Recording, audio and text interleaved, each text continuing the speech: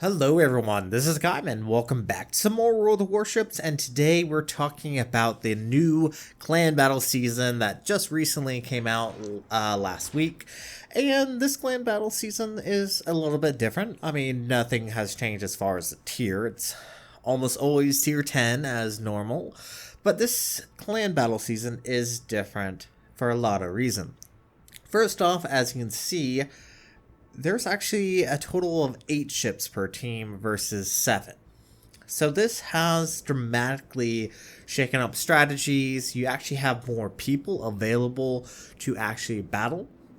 You're able to create different strategies, as well as there's been addition to new ships. As you can see, the Kleber is on our team. So there are new strategies as well as Smolensk and Colbert. But anyway, new strategies are available for this clan battle season.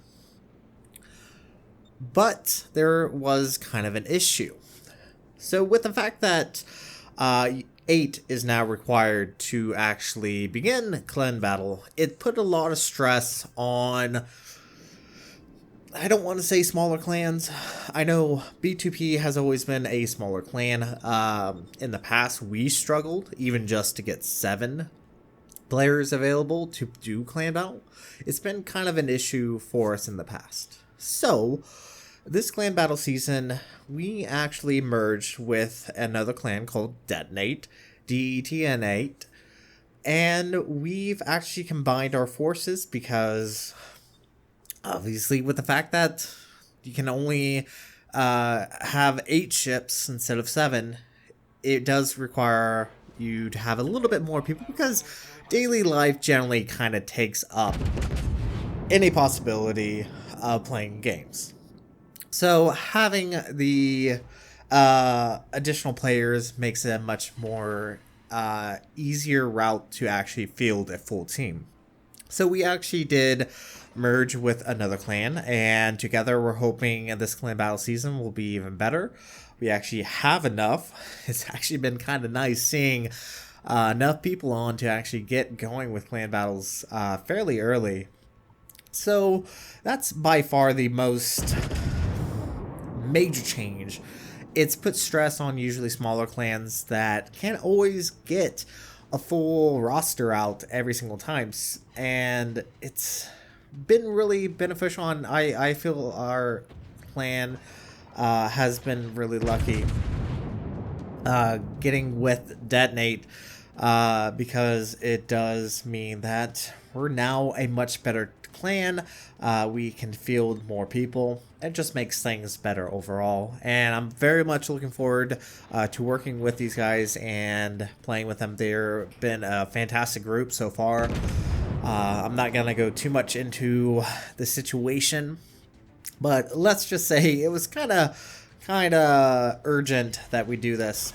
So starting off, we are playing on, oh my word, you would think how long I've been playing this game I would know the name of these maps. Seas of Fortune, Shimekaze being hyper aggressive there, pushing right in front of our Kremlin. Does get radared. Now obviously I am playing the Stalingrad, I'm not playing the Henry, and that kind of comes down to the Henry's been, I mean, Henry's still good, but the current meta really has been focusing on Russian ships. And I know No Soup For You has talked about this, where Russian ships are a little OP. They really are. They've been power creeping on everyone. They have very good strength. The Moskva, Stalingrad have very good armor, radar. The Smolensk has very good fast-firing 16 guns. Kremlin has very good guns and very good armor. You get the point. So yes, I've switched over to Stalingrad because Stalingrad, I hate to say it, if you want to be competitive, Stalingrad is a good way to go. Not saying that you can't outthink of other strategies. I know a few clans have actually opted for Klebers, because Klebers are pretty powerful with their own special unique traits. So yeah, it's a different meta, and I will have to say, I like the fact that you do have actually 8 players. It's more people, you can strategize a bit more. You're not so limited to only a very set unique strategies. You have more ships available, but it's kind of the option is you don't really see a lot of Zows. You don't see a lot of Hindenburgs. The most main ships you see are Des Moines, Stalingrad, Moskva. As far as DDs, Kleber's once again are pretty much the main dominants. Shimakaze, Yu Yang's completely out of the picture. I've not seen a Yu Yang this battle. Sommer is pretty strong, yes, because it's essentially a Shimakaze with just better torps. So you kind of get what I'm saying here. So Stalingrad play is not particularly amazing. It's fairly sit in a position, hold down, and just dish out damage because its AP is pretty OP. And it looks like Kleber does manage to dodge those torpedoes with relative ease. I believe it was this battle where the Shimakaze was actually running 20-kilometer torps. So obviously they got detected relatively easily and not posing much issue. So pushing up a bit, and as any veteran of clan battles, it's always about positioning and knowing when to push. So right now, just trying to get in a position where I can help deal damage against his Henry, who's just pummeling away at our Kremlin. And I think, I'm trying to actually think, I think the Henry's almost outside our friendly Kremlin's range right there. So shots off, and yeah, unfortunately do miss that. I will have to say, Stalingrad and Moskva are not my ships. They're not the ships I like to play.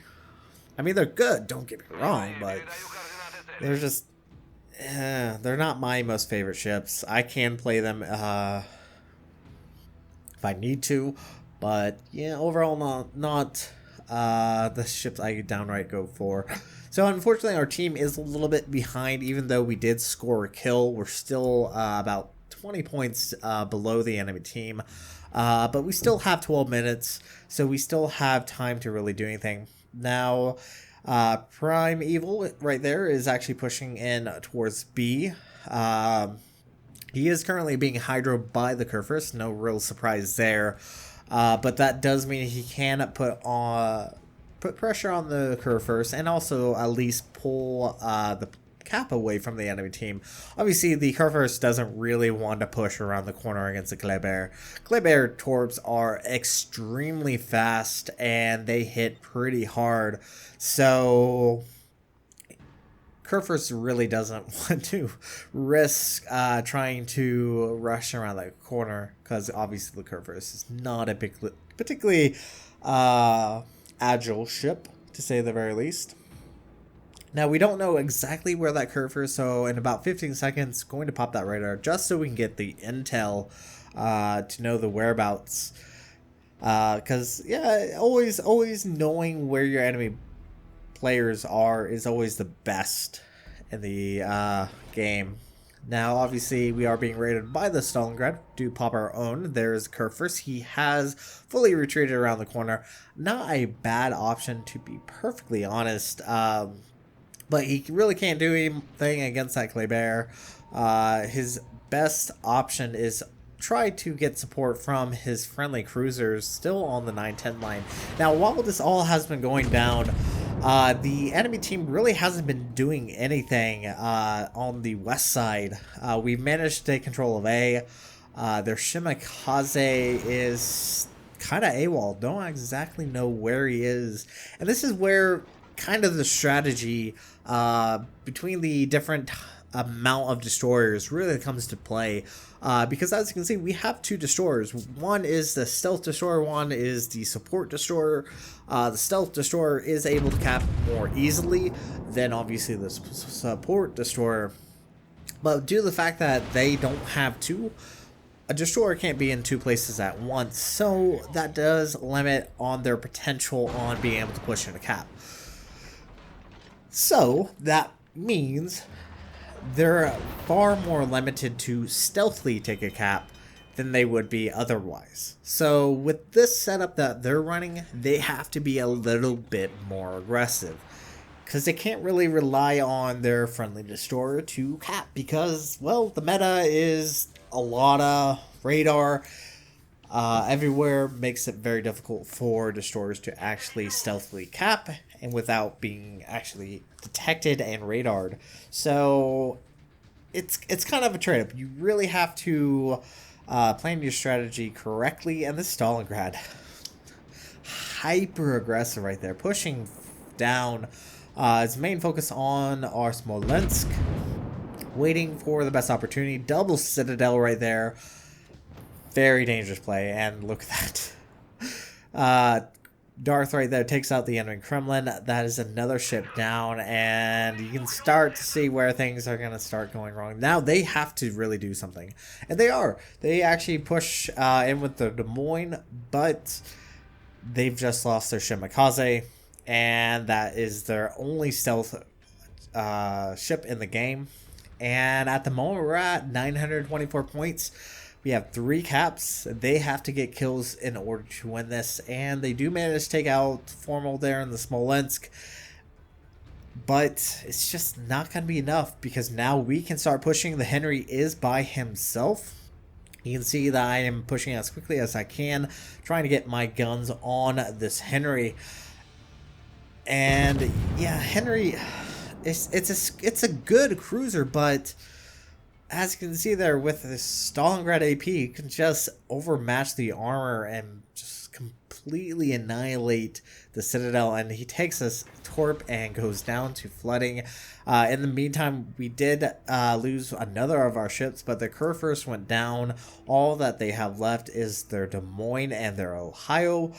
But even though that the Des Moines is currently capping B, they're so far down on points that it is really of no major loss to us that we lost B, because I'm actually currently going to go cap C. So even if things go worse to worse, we're still going to win this, because I am going to at least take away another cap. And we're about 30 seconds from victory. And I highly recommend to get the mod that shows you the countdown timer on points. Really beneficial, especially for competitive play, because it makes it really easier to figure out how much time you actually have left to end the battle. But that's actually going to be it for this video. So thank you guys so much for watching. If you like what you saw, hit the like and subscribe button. You guys have a great and fantastic day. Zygen.